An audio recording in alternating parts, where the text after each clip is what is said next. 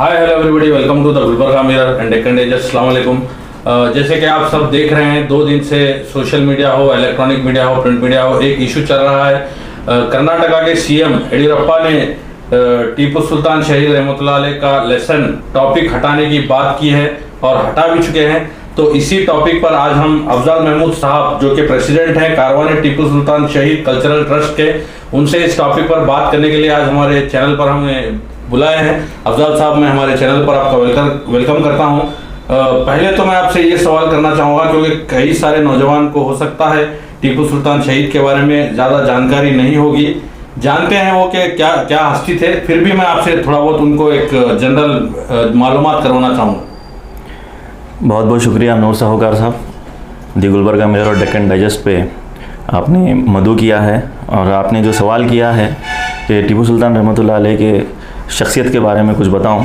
वैसे तो उनकी शख्सियत इस पैमाने पर वसी और बड़ी है कि उनके ताल्लुक़ से छोटे उम्र के बच्चे से लेकर बड़े से बड़े आदमी तक मालूम है कि टीपू सुल्तान रहमतुल्लाह अलैह ने हिंदुस्तान के जंग आज़ादी में कितना बड़ा किरदार निभाया है जी। फिर भी टीपू सुल्तान रहमतुल्लाह अलैह एक बहुत जामे शख्सियत रहे हैं और वो जब अपनी ज़िंदगी में इस्लाम को पूरी तरीके से अगर उनकी शख्सियत को देखा जाए तो वो तहज्जुद गुज़ार शख्सियत थे जी। 5 वक्त नमाजी थे और उसके अलावा ऐसी बादशाहत उन्होंने की कि हर मज़हब के, हर फ़िरक़े के लोगों को उन्होंने वही सलूक किया जो एक मुसलमान के साथ उनका सलूक था, वही सलूक उन्होंने गैर मुस्लिम के साथ भी किया। ये इल्ज़ाम लगाया जाता है उन पर कि उन्होंने कुर्द के लोगों को जबरन मुसलमान बनाया, जो कि सरासर गलत है।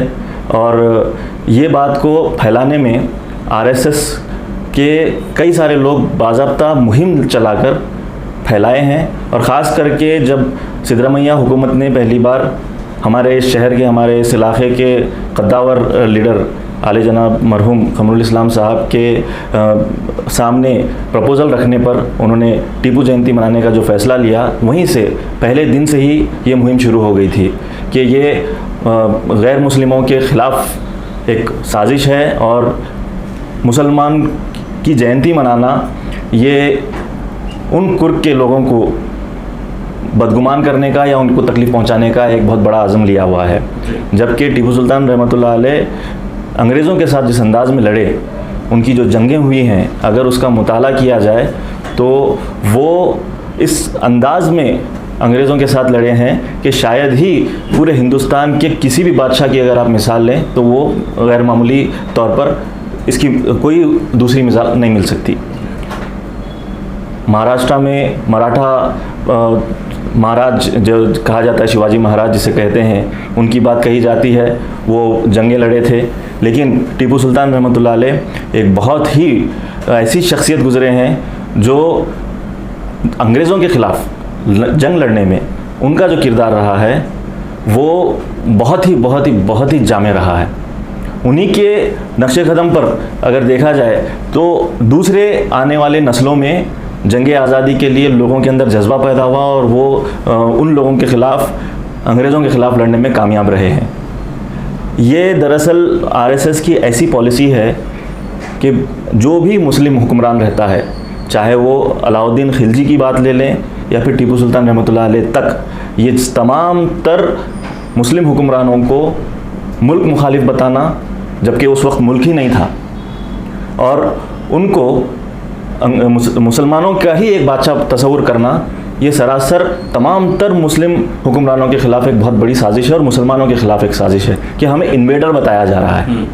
टीपू सुल्तान रहमतुल्लाह अलैह जंग में शहीद हुए, जबकि उनके पास मौका था, उनके ख़िलाफ़ निज़ाम उस दौर में साजिश रचे, अंग्रेज़ों का साथ दिए। उसके अलावा उनको शहीद करने के बाद में वड़यार जो बादशाह था, दरअसल जो यहाँ के रजवाड़े थे, उन्हीं के सिपहसालार की हैसियत से वो पहले हुकूमत कर रहे थे। फिर उसके बाद में उन्होंने जो है हुकूमत का पूरा ज़िम्मा अपने ऊपर ले लिया। उनके वालिद हैदर अली, उनके बाद टीपू सुल्तान रहमतुल्लाह अलैह मुसलसल अंग्रेज़ों से जंगें ही लड़ते रहे, उनको फुर्सत का कोई लम्हा ही नहीं मिला।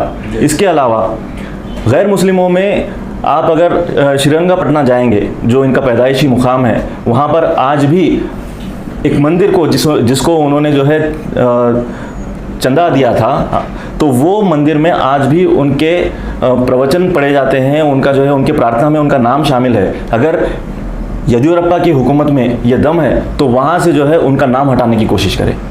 सिलेबस में नाम हटाना एक हुकूमती इक़दाम है, वो हटा सकते हैं, लेकिन वहाँ से कैसे हटाएंगे, वहाँ के लोगों के दिलों में से कैसे हटाएंगे उनका नाम।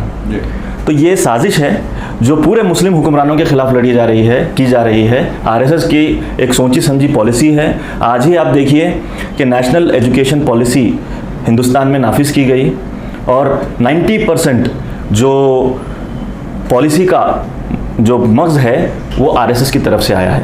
अखिल भारतीय शैक्षिक महासंघ बोलकर एक आरएसएस का एफिलिएटेड ऑर्गेनाइजेशन है, उसी के बताए हुए पॉलिसी के प्रोग्राम पर ये नेशनल लेवल पर इम्प्लीमेंटेशन हो रहा है नेशनल एजुकेशन पॉलिसी का। और उनकी ये सोच है कि जितने भी इंटेलेक्चुअल्स हैं, जो हिस्टोरियंस हैं, वो जो गुज़िश्ता 50 सालों में कह लीजिए जो कोशिशें हुई हैं उनकी, जो जब आहिस्ता आहिस्ता जैसे जैसे आरएसएस मजबूत होना शुरू हुई है, गोवालकर से लेकर आज मोहन भागवत तक, वो यही काम करते आए हैं कि मुस्लिम लीडर्स को, मुस्लिम जो महाराजा गुजरे हैं, मुस्लिम राजा गुजरे हैं, मुस्लिम रजवाड़े गुजरे हैं, नवाब गुजरे हैं, उनके खिलाफ उनको गलत साबित करना, उनको इन्वेडर साबित करना और मुल्क मुखालिफ बताना, ये काम होता आया है। उसमें से ही टीपू सुल्तान रहमतुल्लाह अलैह भी एक ऐसी शख्सियत है जिनके खिलाफ तो होना ही नहीं चाहिए, लेकिन हो रहा है, उनके खिलाफ साजिश हो रही है। येदियुरप्पा का खास करके इसमें तकरीबन अलग अलग दौर में इंटरेस्ट नज़र आ रहा है। टीपू सुल्तान रहमतुल्लाह अलैह को लेकर कुछ साल पहले इन्होंने टीपू जयंती को लेकर भी इसी तरीके का कुछ ये किया था और उसको हटाने की पूरी कोशिश की। आज गवर्नमेंट लेवल पर शायद अपने मुख्तसर लेवल पर इसे मनाने का मुतालबा इसे गवर्नमेंट लेवल पर मनाया जा रहा है। पब्लिकली कोई प्रोग्राम नहीं होगा, अगर कोई करने की कोशिश करता है तो उसे अरेस्ट किया जाता है। इसके बारे में आप क्या कहेंगे? देखिए, जैसे ही 2016 में कर्नाटक हुकूमत ने टीपू जयंती मनाने का फ़ैसला लिया हुकूमती सतह पर, फौरी उसी वक्त से ही हालात को ख़राब करने की कोशिश हुई। गुलबर्गा शहर ही नहीं बल्कि पूरे कर्नाटक में हालात ख़राब कर दिए गए और नतीजा ये हुआ कि हुकूमत को बहुत ज़्यादा सिक्योरिटी में टीपू जयंती मनानी पड़ी। उससे पहले होता ये था कि लोग अपने अपने तौर पर अपने अपने इलाके में टीपू सुल्तान रहमतुल्लाह अलैह के ताल्लुक़ से जुलूस जलसे निकाला करते थे, वो सभी पर पाबंदी लग गई, सिर्फ हुकूमती सतह पर। हम भी कारवान टीपू सुल्तान शहीद कल्चरल ट्रस्ट की जानिब से हम लोगों ने भी बहुत बड़े बड़े प्रोग्राम्स करने की कोशिश की। 2 बड़े प्रोग्राम हम लोगों ने किए, लेकिन हम लोगों को जो तकलीफ़ों से गुजरना पड़ा है वह गैर मामूली तौर पर बहुत संगीन रहे हैं। हमें बाज़ाब्ता पुलिस की तरफ से ये कहा जाता था कि आप लोग मत करिए प्रोग्राम, फिर असर व रसूख लगाकर बड़े ही जद्दोजहद मुजाहरे करने के बाद में हमें मौका मिला कि हम टीपू जयंती मनाएं। लेकिन वो भी हुकूमत के मातहत होने की वजह से हम लोगों ने उर्दू एकेडमी का सपोर्ट लेकर उर्दू एकेडमी की जानिब से जब प्रोग्राम किया तब हमें इजाज़त मिली, वरना प्राइवेट ऑर्गेनाइजेशंस को इजाज़त ही नहीं मिल रही थी।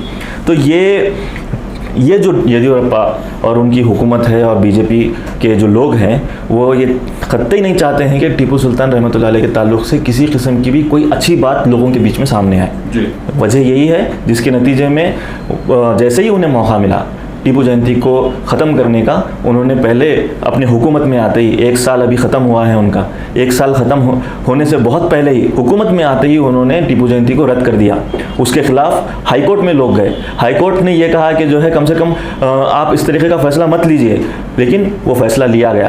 प्राइवेट ऑर्गेनाइजेशंस को हुकूमत कहती है कि मनाने की हम लोग खुली छूट दे रहे हैं, लेकिन है कहाँ खुली छूट? वहाँ पर भी ये कहा जाता है कि सिक्योरिटी की बिना पर, पब्लिक थ्रेट की वजह से हालात ख़राब हो सकते हैं, कशीदा हो सकते हैं, लिहाजा आप जो है ये प्रोग्राम मत कीजिए। तो टीपू सुल्तान जैसी कद्दावर शख्सियत की जो तारीख़ है उसको सफ़े हस्ती से मिटाने की कोशिश हो रही है। येदियुरप्पा हुकूमत की नहीं, आरएसएस की है ये सोच, और इसको वो बखूबी इस हुकूमत में अमली जामा पहुँचा रहे हैं। आपको कैसा लगता है कि इस कोविड-19 में कर्नाटका हो या हिंदुस्तान भर में केसेस उभरते जा रहे हैं और केसेस की तादाद भी बढ़ती जा रही है, इस ख़तरनाक कोविड-19 के पीरियड में इन्होंने जो टीपू सुल्तान शहीद का लेसन स्टूडेंट्स की बुक से हटाने की बात की है, ये हटा चुके हैं, तो इसके बारे में आप क्या बोलेंगे? टीपू सुल्तान रहमतुल्लाह अलैह के ताल्लुक़ से शायद आपने भी किताबों में पढ़ा, जितना भी पढ़ा है आप देखेंगे ये बहुत कम था, बहुत मुख्तसर था, बहुत ज़्यादा वसी पैमाने पर उनकी तारीख़ नहीं बताई गई थी जितना असल में बताया जाना चाहिए था। 3 जंगों का जिक्र है, उससे पहले हैदर अली उनके वालिद जो जंगें किए थे उसके ताल्लुक़ से जिक्र था, और उनकी शहादत के बारे में जिक्र था, और उसी से लोग मुतासिर होते थे। और सबसे ज़्यादा अगर कहीं मुतासिर होते हैं तो वो टेलीविज़न के ज़रिए मुतासिर होते हैं लोग। आपको याद होगा कि स्वॉर्ड ऑफ टीपू सुल्तान नाम से एक प्रोग्राम आया करता था, और उसमें तमाम तर टीपू सुल्तान रहमतुल्लाह अलैह के ताल्लुक़ से तारीख़ अच्छे तरीके से दिखाई गई, और उसी के नतीजे में आज भी हमारी नस्ल के लोग उन्हें याद कर पाते हैं। तो ज़रूरी नहीं है कि सिलेबस में हो, लोगों के बीच में जितना उनकी तारीख़ को बताया जाए मुख्तलिफ़ ज़रायों से, चाहे वो प्रिंट मीडिया के ज़रिए हो, चाहे वो इलेक्ट्रॉनिक चैनल्स के ज़रिए हो, अगर उनकी तारीख़ पहुंचती है तो ये काफ़ी रहेगा।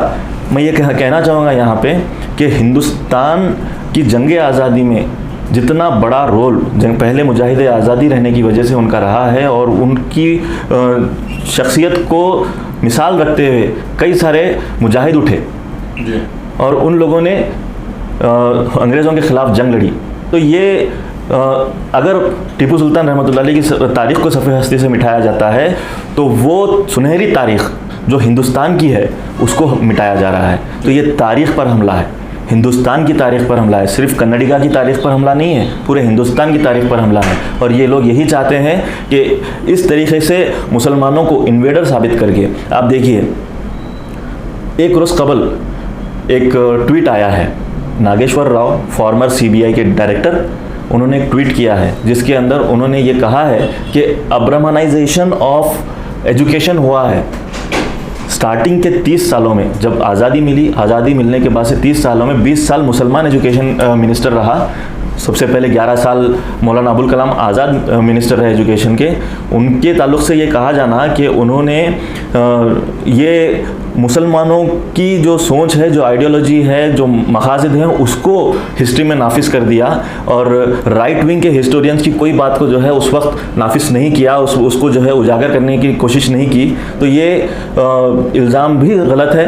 और 30 साल हुकूमत, 30 साल दौरे मिनिस्ट्री में मुसलमानों ने सिर्फ़ और सिर्फ एक मखसूस आइडियोलॉजी को आगे बढ़ाने की कोशिश की, और राइट विंग आइडियोलॉजी को जो है दरकिनार किया है, ये बताने की कोशिश है। और मुसलमानों को इन्वेडर दिखाया जा रहा है। उन्होंने भी ये ट्वीट में कहा है कि मुसलमान इन्वेडर था। इन्वेडर अलाउद्दीन खिलजी हो या फिर टीपू सुल्तान रहमतुल्लाह अलैह, सभी को एक ही सफ़ में खड़ा कर इन्वेडर बताने की कोशिश ये उनकी रही है, ताकि गैर कौम में नफ़रत पैदा हो जाए मुसलमानों के ताल्लुक़ से। और जब मुसलमानों के ताल्लुक़ से नफ़रत पैदा हो जाएगी तो उनको हक़ारत की नज़र से देखने में और हुकूमती पॉलिसीज़ बनाने में बड़ी आसानी होती है। यही इनका मकसद है।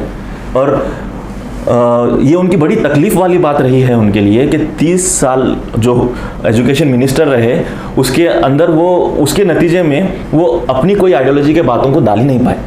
जब अपनी कोई आइडियोलॉजी के बातों को सही से डाल नहीं पाए तो उस तरीके के सोच वाले इंटेलेक्चुअल्स पैदा नहीं हुए, हिस्टोरियंस पैदा नहीं हुए। आज उनका सबसे बड़ा टारगेट अगर कोई है तो ये हिंदुस्तान के 2 बड़े हिस्टोरियंस इरफान हबीब और रोमिला थापर है। क्यों इनके खिलाफ हैं ये लोग? क्योंकि ये लोग हक़ायक़ बयान करते हैं, सही तरीके से हिस्ट्री को सामने रखते हैं। इनके पास ऐसा कोई हिस्टोरियन नहीं है। रामचंद्र गुहा एक बहुत बड़े आज के दौर के जाने माने हिस्टोरियन है। उनसे पूछा गया कि जो है कोई एक राइट विंग का हिस्टोरियन बताइए आप, तो उन्होंने कहा कि मेरी नज़र में तो ऐसा कोई हिस्टोरियन ही नहीं है जिसके बारे में मैं बता सकूँ कि ऐसा हिस्टोरियन उनके पास गुजरा है। तो ये चलता आया है। RSS को बड़ी तकलीफ़ है कि एजुकेशन पॉलिसी वो अपने हिसाब से नहीं बना पाए, और आज उनको मौका मिला है एक सही उनके हिसाब की एजुकेशन पॉलिसी बनाने का और उनके हिसाब की सोच को इस एजुकेशन सिस्टम में डालने का, तो ये उसको अंजाम दे रहे हैं। टीपू सुल्तान रहमतुल्लाह अलैह का तारीख़ में से नाम हटाना ये मामला हो, या फिर औरंगज़ेब रोड का नाम बदलकर APJ अबुल कलाम रोड करना हो, ये तमाम तर चीज़ें उसी सोच का नतीजा है कि फ़िरक़ावारियत पैदा हो, शिद्दत पैदा हो, नफ़रत पैदा हो, एक दूसरे के ख़िलाफ़ लोग देखें, एक दूसरे को तो जो है नफ़रत की निगाह से देखें। और हिंदुस्तान एक यूनियन ऑफ स्टेट्स की जगह पर एक ऐसा अखाड़ा बन जाए जहाँ पर लोग एक दूसरे के साथ जंग की सूरत में आ जाए। इस माहौल में उन्होंने ये स्टेप लिया है, तो इस पर आप क्या कहना चाहेंगे? कोविड-19 के टाइम पर हो सकता है कि कोरोना वायरस जिस तरीके से कर्नाटक में फैल रहा था और आप ये भी देख लीजिए कि ईद के आइन करीब ये मामला हुआ है। तो ये तमाम तर जो चीज़ें हैं ये ध्यान भटकाने के लिए भी हो सकती हैं। वो बाद में भी पॉलिसी को जो है सामने ला सकते थे। जो सेवन्थ क्लास का जिस अंदाज में हिस्ट्री में से हटाना नाम हुआ है या तारीख को मिटाना हुआ है, सिर्फ टीपू सुल्तान रहमतुल्लाह अलैह के ताल्लुक से नहीं, इस्लाम के ताल्लुक से और क्रिश्चियनिटी के ताल्लुक से भी जो चैप्टर्स में डिटेल्स दिए गए थे उसको भी हटाया गया है। तो हो सकता है कि कोविड-19 में जिस अंदाज में अब कर्नाटक बहुत रफ्तार के साथ उसके पास केसेस बढ़ रहे हैं कर्नाटक में, और बड़े अफसोस की बात है कि येदियुरप्पा हुकूमत सही अंदाज में कोरोना वायरस को रोकने में नाकाम रहा है। ना सिर्फ वो बल्कि तमाम तर जो ज़िले हैं कर्नाटक के, वहाँ पर भी हम देख रहे हैं कि रफ्तार के साथ केसेस बढ़ रहे हैं। हमारा शहर गुलबर्गा भी उसका शिकार हो रहा है। एडमिनिस्ट्रेशन सही अंदाज में लोगों को ट्रीट नहीं कर पा रहा है। आज उसके पास वेंटिलेटर्स नहीं है। मैं आपके सामने ये भी बात कहना चाहूँगा आप लोगों आपके मीडिया के ज़रिए कि एक बहुत ही अच्छा वीडियो कॉन्फ्रेंस में एक रिक्वेस्ट आई थी हमारे ही यहाँ के एमएलए मोहतरमा कनीज़ फातिमा साहिबा की तरफ से, जिसको नज़रअंदाज कर दिया गया है। 1000 बेड्स का एक मेकशिफ्ट हॉस्पिटल जहाँ पर फुली इक्विप्ड हो और वहाँ पर जो है लोगों को वेंटिलेटर्स की सहूलत फराहम हो, ये प्रपोज़ल दिया गया था। क्योंकि बेंगलुरु में 10,000 बेड का एक मेकशिफ्ट हॉस्पिटल कायम है, यहाँ पर नहीं है। हालांकि यहाँ पर डिप्टी चीफ मिनिस्टर इंचार्ज हैं, लेकिन यहाँ पर सही अंदाज में अब पेशेंट्स को ट्रीट नहीं किया जा रहा है। कई सारे ऑर्गेनाइजेशन इसके खिलाफ एहतजाज कर रहे हैं, करते रहेंगे, लेकिन उसको सुनने वाला कोई नहीं है। ये एक क्या बोलते हैं, एक पर्दा डालने की वाली बात है येदियुरप्पा हुकूमत की तरफ से। वक्ती तौर पर वो बचना चाह रहे हैं ऐसे इक़दामात लेकर, और हम इसकी सख्त मजम्मत करते हैं। तो ये जो स्टेप येदियुरप्पा ने लिया है, कारवान टीपू सुल्तान ट्रस्ट का क्या स्टेप रहेगा, क्या एक्शन लेने वाले हैं आप लोग? कारवान टीपू सुल्तान शहीद कल्चरल ट्रस्ट तमाम तर जितने भी NGOs काम कर रहे हैं, टीपू सुल्तान रहमतुल्लाह अलैह के ताल्लुक़ से कई सारे ऑर्गेनाइजेशंस काम कर रही हैं उनकी तारीख़ को वाज़े करने के लिए, जलसे जुलूस जलसे करते हैं। वो तमाम तर NGO से हम बात करके उनकी राय लेकर अगर हम कोई इस हालात में एहतजाज बड़े पैमाने पे कर पाएँ तो हम ज़रूर उसके ताल्लुक़ से एहतजाज करेंगे, और ये चाहेंगे कि जितने भी ऑर्गेनाइजेशंस हैं वो सामने आएँ और पुरज़ोर अंदाज में एक डिमांड रखें अपनी कि जो हिस्ट्री में से टीपू सुल्तान रहमतुल्लाह अलैह के ताल्लुक़ से जो सफ़र को हटाया गया है, जो चैप्टर हटाया गया है, वो वापस डाला जाए, ताकि तारीख़ का एक बहुत बड़ा जो हिस्सा होना चाहिए टीपू सुल्तान रहमतुल्लाह अलैह, उसको नज़रअंदाज ना किया जाए। और तारीख़ इस तरीके से नहीं बनाई जाती है कि किसी के ताल्लुक़ से आप जिक्र ही ना करें। अगर आपको बातें रखनी हैं तो आप रखिए अपने तरीके से, अपने राइट विंग हिस्टोरियंस से जो है बात लीजिए, साथ ही साथ जो दूसरे हिस्टोरियंस हैं उनकी भी बात लीजिए। वो तमाम तर चीज़ों को आप चैप्टर्स में डालिए। उसकी बजाय आप अगर उनकी तारीख को ही हटा देंगे तो आप जो है वो दौर, जिस दौर में अंग्रेज़ों के साथ लड़ा गया था, वो दौर को ही उजागर नहीं कर रहे हैं। तो लोग नेशनलिज्म को कैसे महसूस करेंगे?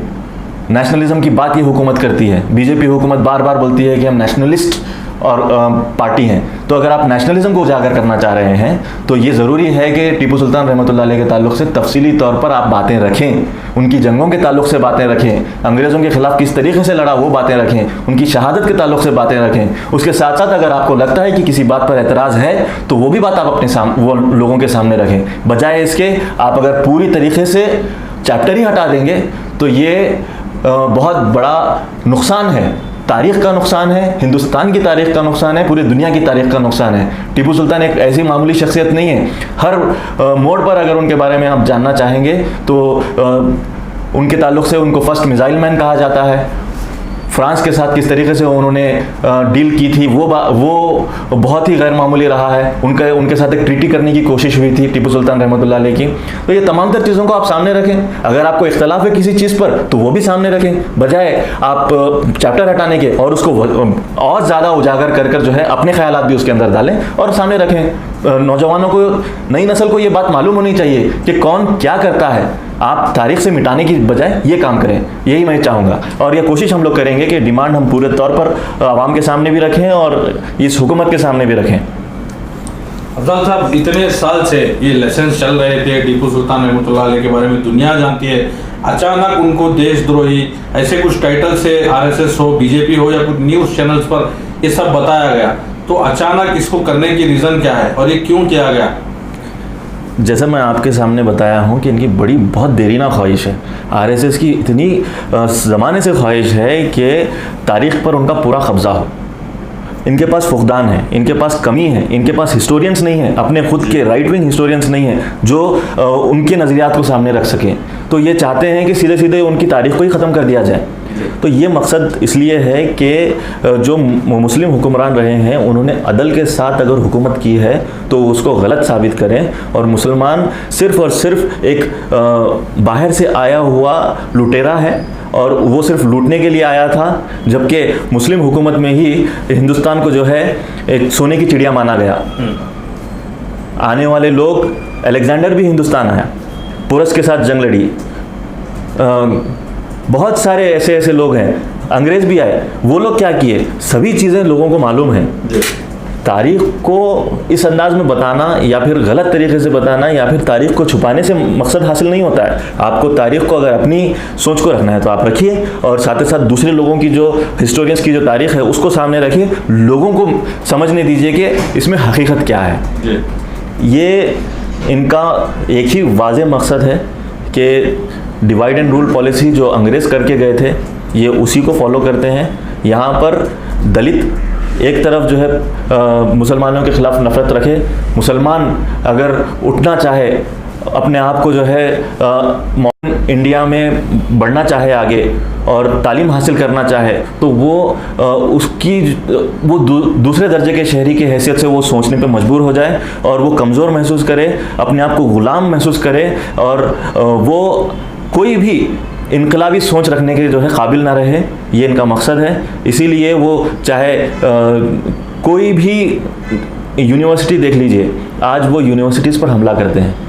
JNU ले लीजिए, अलीगढ़ ले लीजिए, हैदराबाद सेंट्रल यूनिवर्सिटी ले लीजिए, हर यूनिवर्सिटी पर उनका जो है एक ऐसा वाइस चांसलर मौजूद है जो उस लायक नहीं है कि वहाँ पर वो बैठे, लेकिन उन्हें ज़बरदस्ती बिठा दिया है ताकि तारीख़ को भी ख़त्म कर दिया जाए और सिर्फ जो उनका सिस्टम है, ब्राह्मणिकल सिस्टम है, उसको फ़रोग़ दें। ये खुद RSS खुद अगर साबित कर सकती है तो साबित करे कि आर्यंस बाहर से नहीं आए थे, आर्यंस खुद इन्वेडर्स हैं, और जो असल मूल निवासी हैं, आज बहुत सारे ऑर्गेनाइजेशंस कोशिश कर रहे हैं कि मूल निवासी के नाम पर जो है जद्दोजहद करें इनके ख़िलाफ़ में। इन लोगों को खदेड़ कर बाहर नीचे उतार दिया गया, द्राविडियंस को।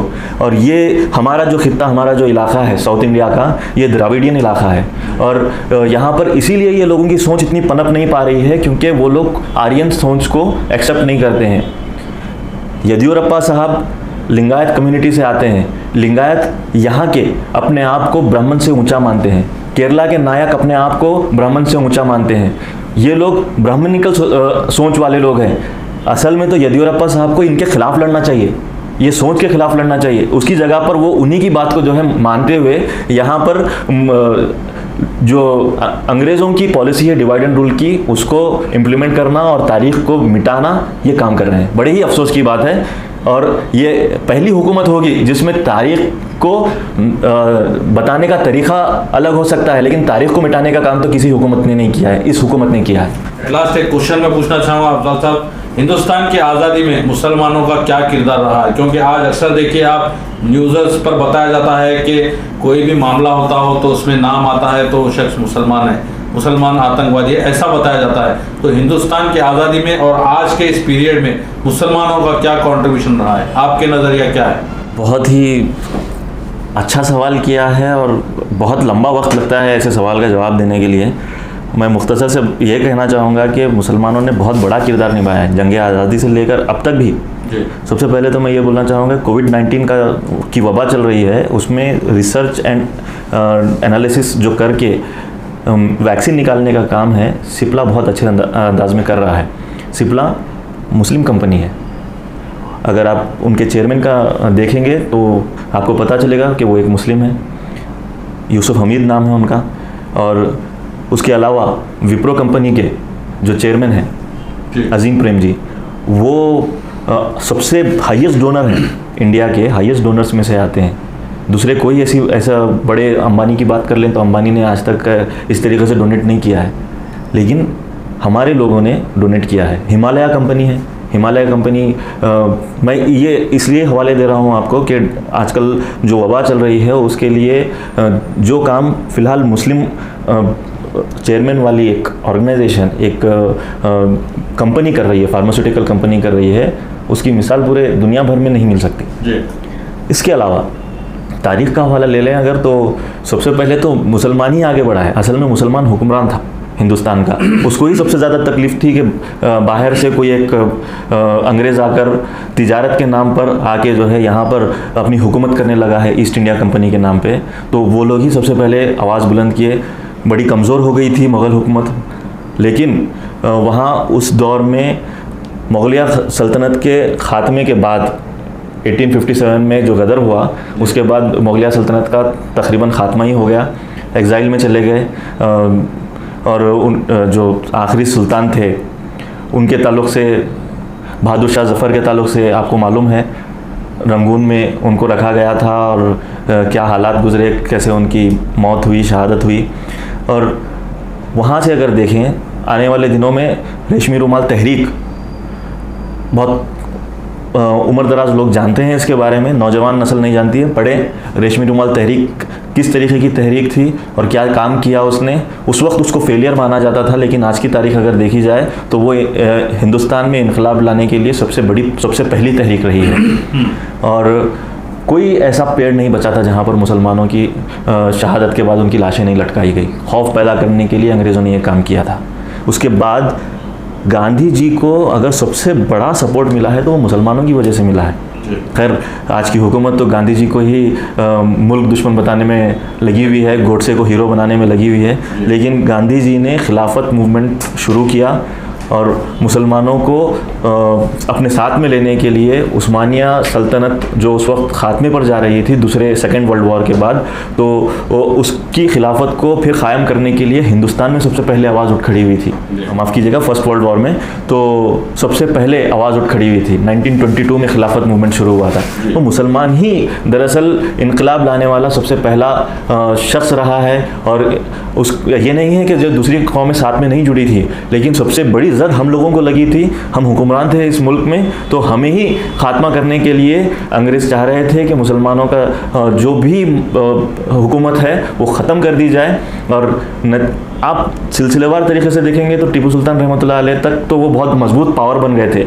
इसीलिए फ्रांस का साथ लेकर, फ्रेंच हुकूमत का साथ लेकर यहाँ पर टीपू सुल्तान रहमतुल्लाह अलैह उनके साथ जंग लड़ना चाह रहे थे। शिप्स उन्होंने ही बनाए थे, टीपू सुल्तान रहमतुल्लाह अलैह ने पहले नेवल फोर्सेस उन्होंने कायम किए थे। लेकिन अफसोस की बात ये रही कि वहाँ से हिंदुस्तान को और टीपू सुल्तान रहमतुल्लाह अलैह तक जो उनका जो जत्था पहुँचना था वो नहीं पहुँच पाया, जिसके नतीजे में जंग में वो शहीद हुए। बहुत सारे साजिशें हुई थी उनके ख़िलाफ़ में। उसी तरीके की साजिश सिराजुद्दौला के दौर में भी हुई थी। मीर जाफ़र को आप बहुत कम लोग जानते हैं कि जगत सेठ नाम का आदमी ऐसा शख्स था जो अंग्रेज़ों के साथ मिलकर मीर जाफ़र को साथ में लेकर सिराजुद्दौला को शिकस्त देने वाला और हिंदुस्तान में अंग्रेज़ों का बोलबाला करने का वही एक पहला मामला था जहां पर अंग्रेज़ काबिज़ हो गए और ताकत बनते चले गए थे।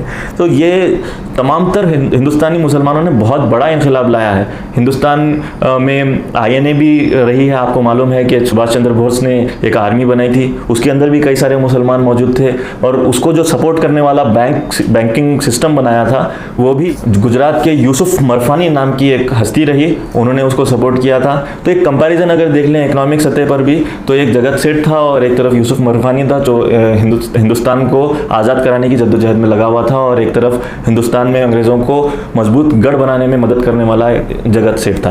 तो मुसलमानों का किस अंदाज में आपको मैं पिछली तारीख भी बता चुका हूँ, आज के हालात भी बता चुका हूँ। आप ये भी सुन चुके हैं कि निज़ाम ने भी बहुत ज़्यादा सोना दिया था, फर्स्ट चाइना के वॉर के वक्त में बहुत ज़्यादा सोना दिया था। ये सारी चीज़ें हैं। मुसलमानों को बदनाम इस वजह से किया जा रहा है क्योंकि मुसलमान एक ऐसी ताकत है, एक ऐसा असासा है इस मुल्क का कि, और मुसलमान को इस तरीके से नज़रअंदाज करके ये हुकूमत तरक्की नहीं कर सकती है। आज आप देख रहे हैं कि हिंदुस्तान की इकोनॉमी बर्बाद हो रही है। मुसलमानों को जब तक के इस मॉडर्न स्ट्रक्चर में साथ में नहीं लिया जाएगा, नरेंद्र मोदी जी का ख्वाब 5 ट्रिलियन डॉलर की इकोनॉमी बनाने का ये नामुमकिन है। और आज जो इकोनॉमी बर्बाद हो रही है, आप देख लें कि मुसलमानों को नज़रअंदाज करने की वजह से हो रही है। उनकी तरक्की रोक दी गई है, उनको रोज़गार नहीं है, उनको तालीम में पीछे कर दिया गया है, उनका तारीख़ से सफ़े हस्ती से मिटाने की कोशिश हो रही है। जब तक ये होता रहेगा, हिंदुस्तान जो अंदाज़ में तरक्की करना, एक सुपर पावर बनाने का जो ख्वाब है, नरेंद्र मोदी साहब चाहे कितना भी बोल लें कि हम सुपर पावर बन चुके हैं, लेकिन अभी हिंदुस्तान को सुपर पावर बनना है। तो अगर बनना है और मुसलमानों को साथ में लिए बगैर अगर बनना है तो ये नामुमकिन है। मुसलमानों को साथ में लेना पड़ेगा। तारीख़ इसकी गवाह है। तारीख़ का मुताला ये बात साबित करता है कि मुसलमानों ने ही इस मुल्क को मजबूती देने में बहुत बड़ा किरदार निभाया है। चाहे वो मौलाना अबुल कलाम आज़ाद हों, जिनके बारे में आज ये इल्ज़ाम लगाया जा रहा है, चाहे वो APJ अबुल कलाम हों, जिसको हम मिज़ाइल मैन कहते हैं। तो ये तारीख़ के हिस्से हैं। तारीख़ को, मुसलमानों को उस तारीख़ से मिटाना या उसको तारीख़ को मुसलमानों को हटा देना, ये नुकसान करेगा पूरे हिंदुस्तान के लिए।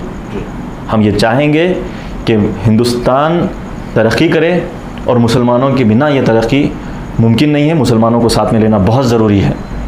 ये हमारी पूरे हिंदुस्तान के अवाम से ये अपील है, ये गुजारिश है कि आप तारीख़ को अच्छे पैमाने पर देखें, एक नज़रिए से मत देखें।